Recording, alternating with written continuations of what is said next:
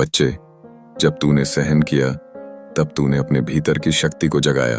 अब वक्त है उस सहनशीलता को तोड़कर एक ज्वाला बनने का। तेरी चुप्पी एक नई आवाज में बदलेगी और उसकी गूंज उन सेख के कानों में गूंजेगी जिन्होंने तेरा मजाक उड़ाया। अब तेरे आंसू, जो कभी दुर्बलता का प्रतीक थे, पत्थर बनेंगे और उन लोगों के लिए एक चेतावनी बन जाएंगे जो तेरे विश्वास की अग्नि को देख नहीं पाए। तूने जिन लोगों के सामने अपने आप को दुखी किया, अब वे तुझसे डरेंगे, क्योंकि अब तू उनके सामने एक सेना नायक के तौर पर उभरेगा। तेरे हर संघर्ष को मैंने जीत में बदला है। अब तुझे केवल उठना है और बोलना है। तू सच कह, न्याय की बात कर जो अब तक दबा हुआ था। तेरे शब्द एक मंत्र बनेंगे जिनसे लोग प्रेरित होंगे। तू जब बोलेगा तो लोग सुनेंगे। अब तू अपने डर को झिलाकर फेंक दे। डर के पास केवल वो लोग होता है जिन्हें अपनी आस्था पर विश्वास नहीं होता, लेकिन तू मेरी आस्था का ज्वाला है। इस बात को गणना से मात कर।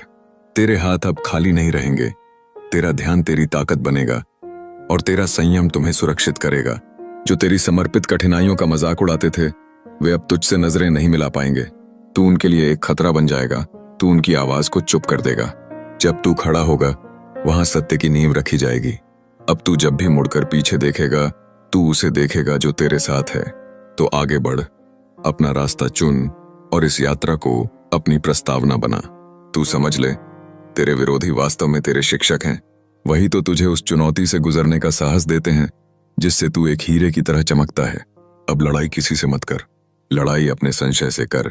यह समय खड़ा होने का है और ध्वनि के उस कूट से अपने मातृभूमि में सच्चाई की आवाज देना है। जब कोई तुझसे पूछे तू कौन है, तो बस एक मुस्कान के साथ कह देना, मैं वही हूं जिसे महाकाल ने गढ़ा है। अब तेरा नाम इतिहास के पन्नों में लिखा जा चुका है। जब कोई तुझे फिर धोखा दे तो यह याद रखना, उस विष ने केवल तुझे और मजबूत बनाया। अब तेरा हर दुख एक पर्व बनेगा और हर आंसू वरदान बनकर तेरे सामने खड़ा है। तू जब बोलेगा, लोग तेरा शब्द सुनेंगे और तेरी हर लड़ाई महाकाल की विजय का गीत बनेगी।